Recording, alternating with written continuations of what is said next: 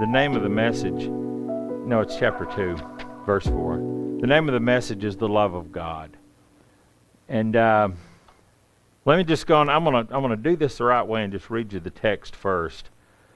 But Ephesians 2, verses 4 and 5,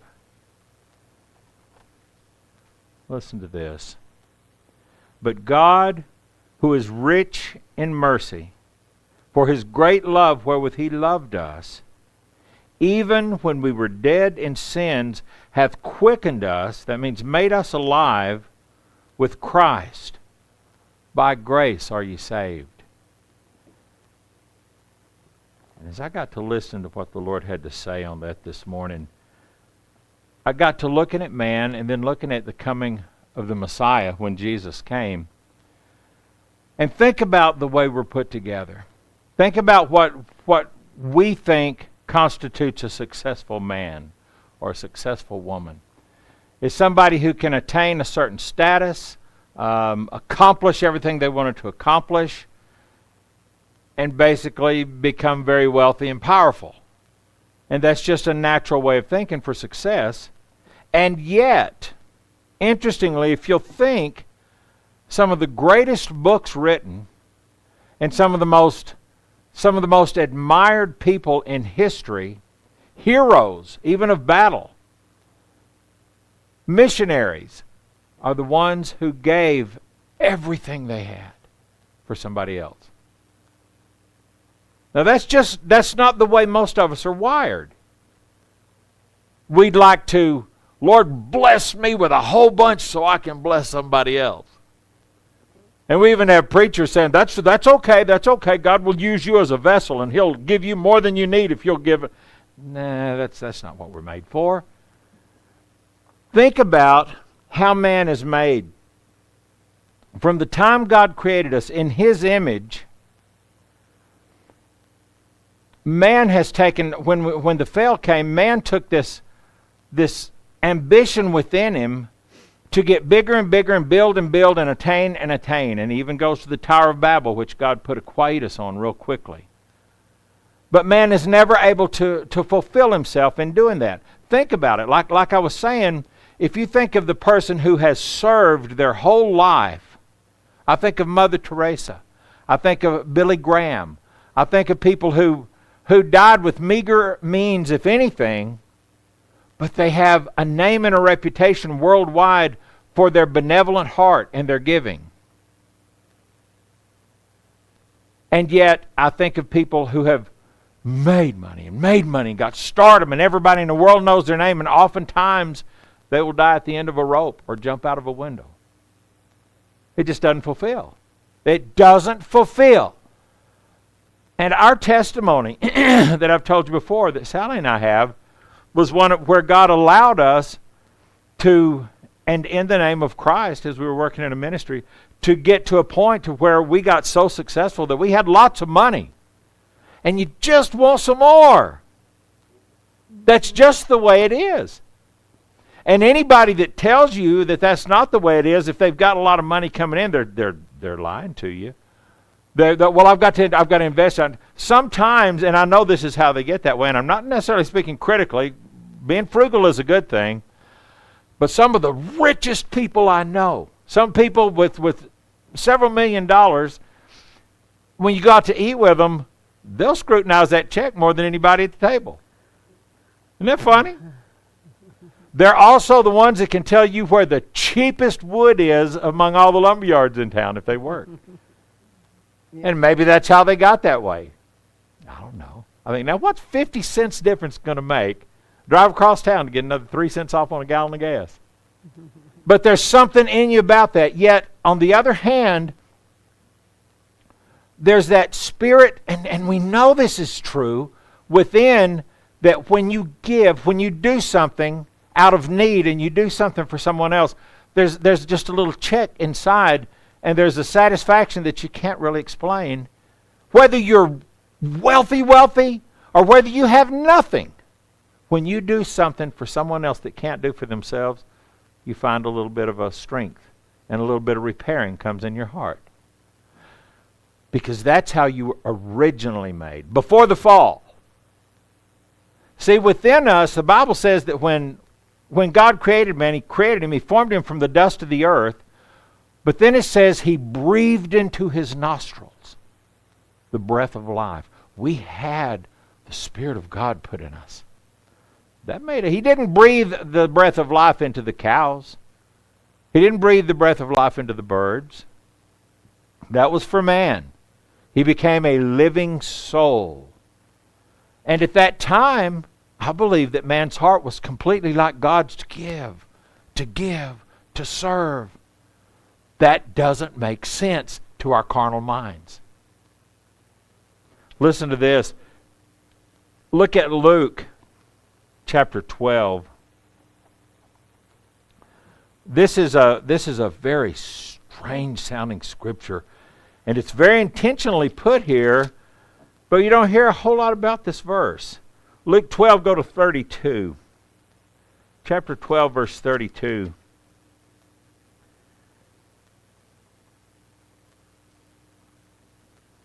And I'm just going to read down a few verses. Listen to this. Luke 12:32. Jesus is talking and He says, "Fear not, little flock, for it's your Father's good pleasure to" what? "To give you the kingdom." Now see, naturally we're thinking, "Oh, good, gimme, gimme, gimme, gimme, gimme."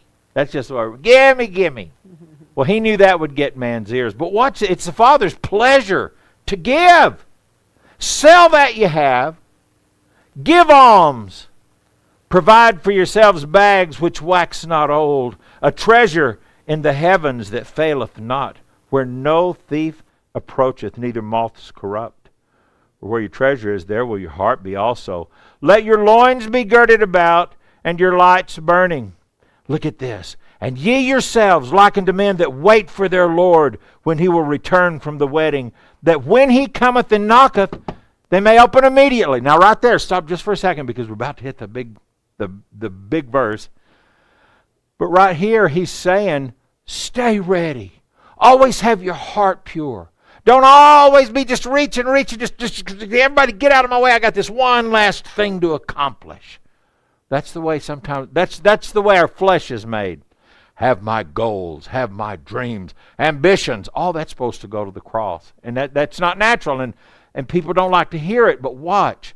He says being ready, being servants who are always ready for the Lord to come back, waiting for your master. If you're hoeing cotton and you're out working in the field, when are you going to be happy if you see the boss coming? When you've been leaning on your hoe and resting, or found you a tree to sleep under, or when you've got 25 rows and he's only been gone for a little while, then I've been working hard, I'm looking forward to him coming back. And that's what He's saying. He says, these are the ones that the Lord, they're waiting for their master to come back because they've been serving Him. Now look at verse 37. Blessed are those servants whom the Lord, when He cometh, shall find watching. Look what He says here. For verily, that means truly I say to you, that He Himself, that's Jesus, will gird Himself and make them to sit down to meat, and He will come forth and serve them. I have pondered on this verse before, and it's more than my mind can actually fathom. But do you realize what Jesus is saying? And I would say, no, I feel like Peter when he was going to get his feet washed. Jesus is saying, when I come back, if you're truly doing what I've asked, if you're loving others the way I love you, if you're serving others the way I've served you, I'm going to bring you in, I'm going to set you down, I'm going to serve you. Oh, no, Lord, let me do the dishes, let me do something, let me take it. He says, no, you're supposed to have been doing all that while you were there. You come here and let me serve you. That doesn't make sense. That doesn't make sense to us. When you find someone who's struggling with depression and they just don't want to get out of their chair, they don't want to leave the house, they want to leave the lights off and be left alone, and they finally go see a psychiatrist, one of the most successful methods of bringing them out of that, they don't want to do it, but one of the most successful procedures is to go serve. Why don't you go down to the Salvation Army and work on the food line? Why don't you go to Mission Health Center and help? Why don't you get involved in helping others? And I can tell you, some of you, those of you who've been down in the dumps, or if you've had a hard time, that's the last thing you want to do. That's because your flesh is contrary since the fall of man. But the love of God, think of this for a minute. This blows my mind. God made us perfect. He made us in His image. And I believe, and the Bible doesn't say, so we'll only know when we get there, but I believe that it was probably before time. They didn't have sundials and such as this. Sun went up and down, so I guess you could measure days. But I believe that Adam and Eve had eons of years fellowshipping with God in the garden before they fell. I don't think they just were created, fell, and sinful immediately. I think God had some good times with them. But God created this, and He loved them.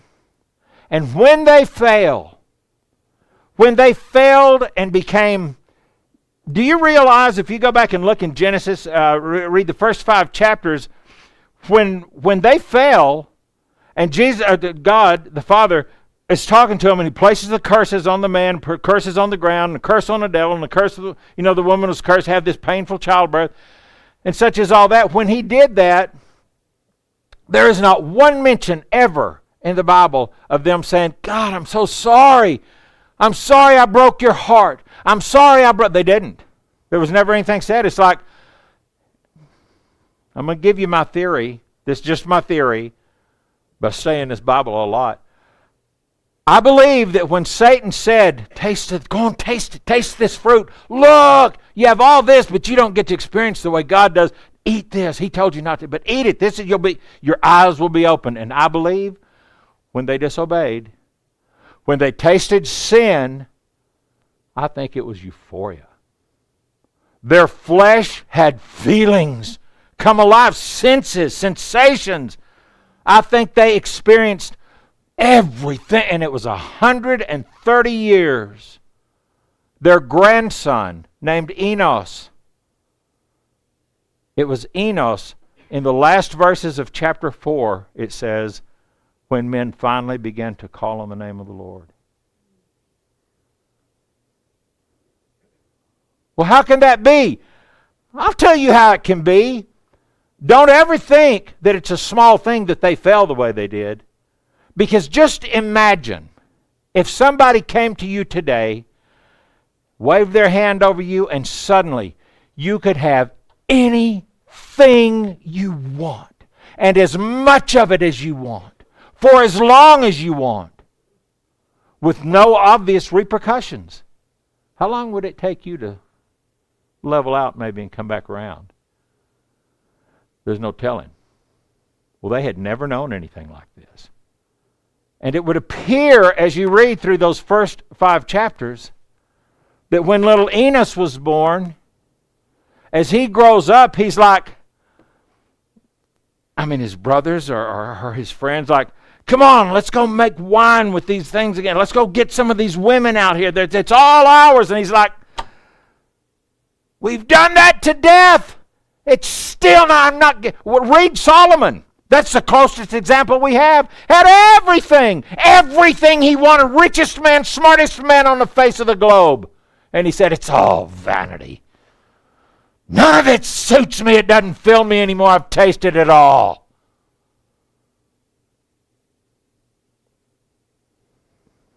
And God's heart broke. Because he's like, 130 years ago, I told you.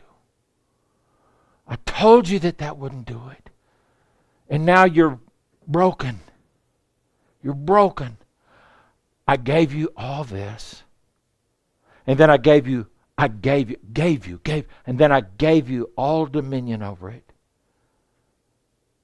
And then I gave you time to see that it doesn't work. So what am I going to do to fix this? Well, we don't have to fix it. They blew it. Let them go. That's what we deserved. But instead, he says, I'm going to take my son and indwell flesh with him. I love that verse in John 1:14. John 1:14, in my King James, that I'm the biggest fan in the world of, it says, and he made him, the word was made flesh and dwelt among us. That's what it says in the King James. There is a better translation, even though it says the same thing, but I like the New American Standard, and the Greek immediately translated into English says, the word became flesh. See, we often see there was a baby and God went in him. But it says, for instance, it says he became flesh.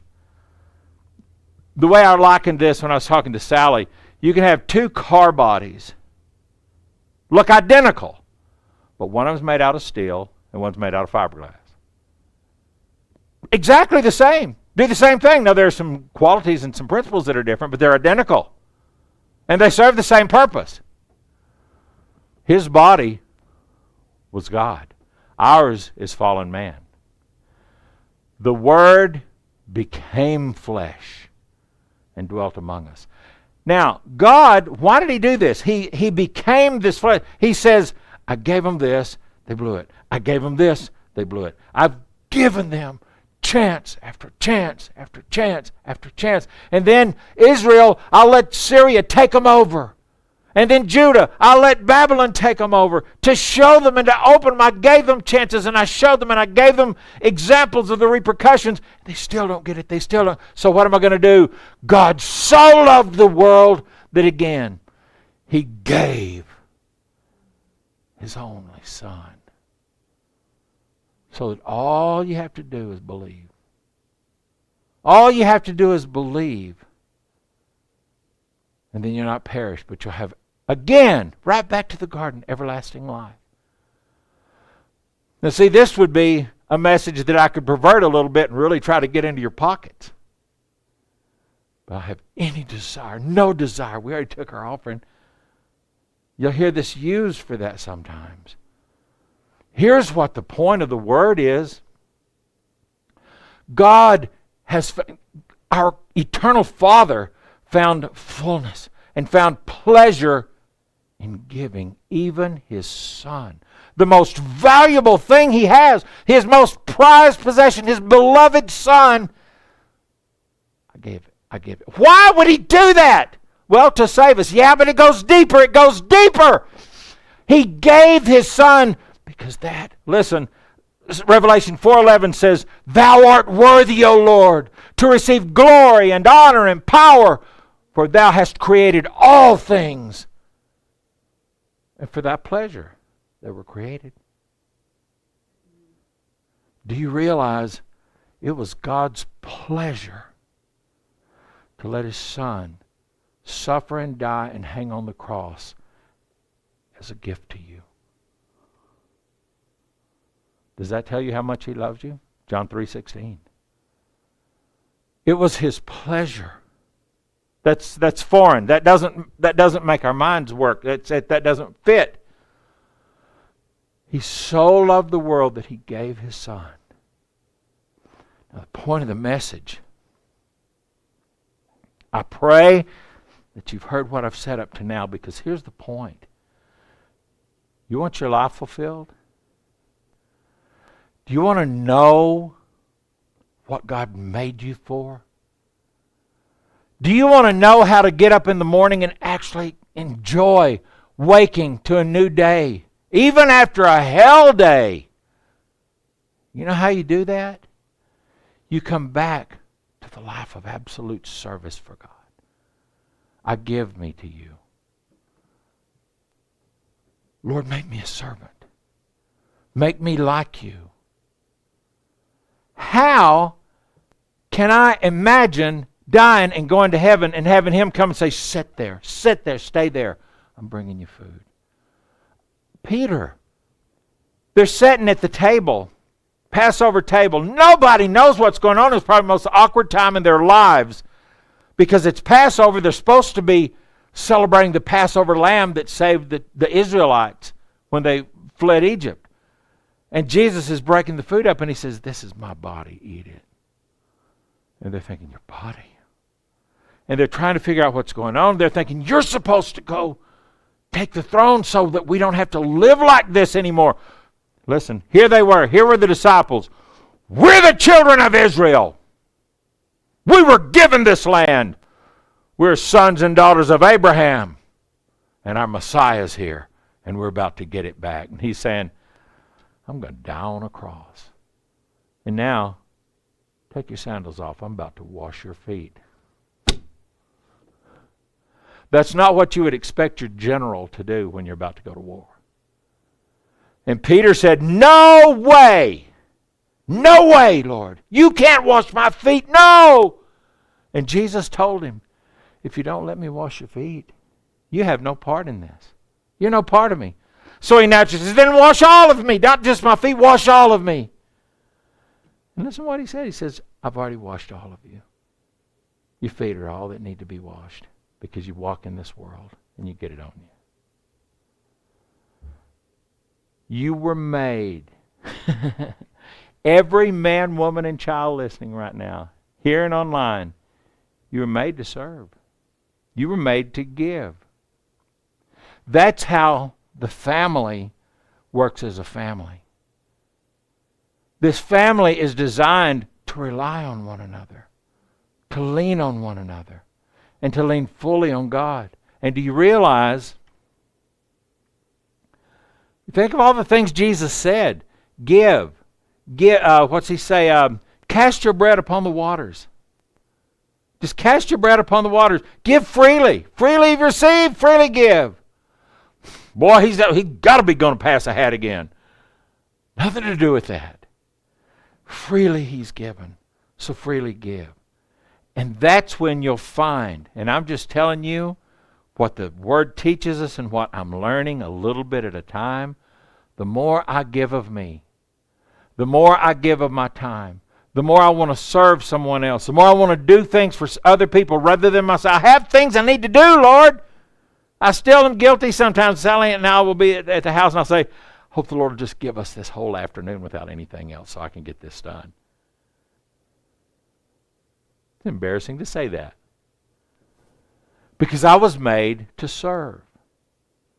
I was made for the phone to ring and I should say, oh, I hope that's an opportunity to get my clothes back on and go out and do something. Sounds funny, don't it? But see, He promised us that when we would become like that, you know what happens then? Then, now put it in reverse, what you've heard the preachers with the big entourages and the black Mercedes, what they've said. Here's what, when you're doing that, then God says, let me pour more in you. Let me pour more into you. Well, what's He pouring into me? Is it, can I take it to the bank? Yeah, you can take it to the eternal bank. Because He will pour into you an unending stream and supply of love and joy and peace. And do you know, this I can tell you, because Sally and I learned this, we've experienced it. We thought we had all the money in the world after we sold our company back in 1997. And we lived like we did. So you can't do that for long and keep the money. But what we found, I would be lying if I didn't say, it's great to be able to just hop in the car anytime you want and drive to Lubbock and go to the nicest steakhouse and eat all you want and drink all you want and come home. That satisfies this thing, but then all you're thinking about is what wasn't exactly right and what could have been better and where we'll go next time. That's the way we're made. And I'm telling you, if you'll think about it for a minute, it's a prison. Now, those of you that can't do that say, well, I don't think it's a prison. I'd like to try it. I promise you, it doesn't quench your thirst. But what God gives you will. And it's only found in giving. And having a heart of giving like He gave to us. The Bible says in Romans chapter 5, I want to read you this whole passage. It says, I'm going to paraphrase it to you. It's talking about the love of God. And Paul's trying to describe to the Romans how God loves us. And it starts at, well, like verse 6, it says, when we were yet without strength in due time, Christ died for the ungodly. Wow. You know what? If you paraphrase that, he's saying, when we didn't care. Do you realize how many people in our society right now, that's the best way you can describe them. They don't care. They don't care about God. If you pin them down, they'd say, well, yeah, I know, I love God and I want to do right. I want to be a good person. But it's all defined by themselves. They're among the ungodly. And sometimes that slips into our own hearts and our own lives and conversation. He says here that when we were yet with no strength, I had no knowledge of God. I spent no time on my knees in prayer. I spent no time going to church. Didn't read my Bible. Didn't care about. All I did was watch the shows I like to watch the ball games I like to watch, get all the rest that I want, and play with what I want to play with, and everybody else should leave me alone. That's without strength. That's having no knowledge of God. He says, for when we were without strength, still in time Christ died for me, the ungodly. And then he goes in, if you keep reading down through there, through verse 8, he says, scarcely for a good man would anybody be willing to die. I think we can probably agree to that. Scarcely would anybody in here be willing to lay down your life even for somebody, a good person.